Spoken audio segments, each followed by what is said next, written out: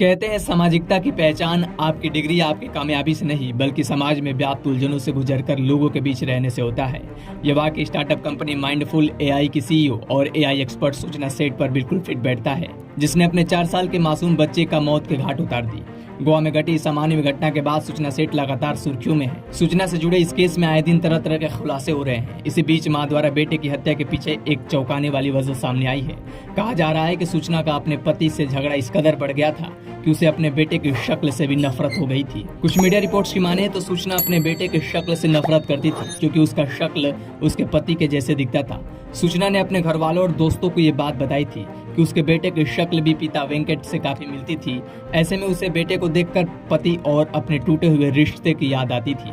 सूचना के सगे संबंधियों से मिली जानकारी के अनुसार पुलिस अब इस एंगल से भी जांच कर रही है कि क्या हत्या करने के पीछे की वजह 4 साल के मासूम का चेहरा तो नहीं।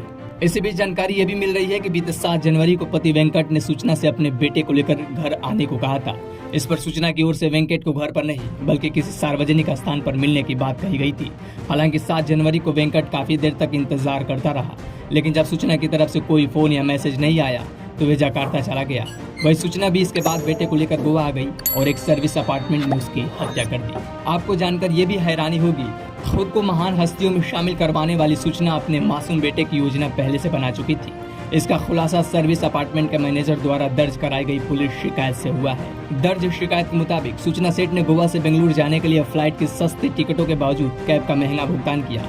इसके लिए उसने 3000 के फ्लाइट टिकट के बावजूद 30,000 में कैब बुक की ताकि वो अपने 4 साल के बेटे की हत्या कर शव को बैग में आराम से छिपा कर ले जा सके। चलते चलते आपको बता दें कि स्टार्टअप कंपनी माइंडफुल एआई के सीईओ सूचना सेठ को अपने बेटे का कत्ल करने के मामले में 6 दिन की पुलिस हिरासत में रखा गया है। उनके पति के द्वारा कर्नाटक में बेटे के पोस्टमार्टम के बाद उसका अंतिम संस्कार किया गया।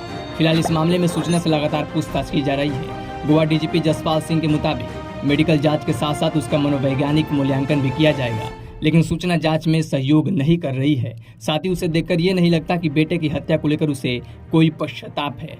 तो ये थी उस सूचना की कहानी जिसने अपने स्वार्थ के लिए अपनी प्रतिष्ठा को ताक पर रखते हुए 4 साल के मासूम को मौत के घाट उतार दिया। क्या सोचते हैं आप ऐसे इंटेलेक्चुअल लोगों के बारे में? आप हमें कमेंट बॉक्स में जरूर बताएं और हमारे चैनल को सब्सक्राइब करना ना भूलें। ब्यूरो रिपोर्ट, दी राजधानी।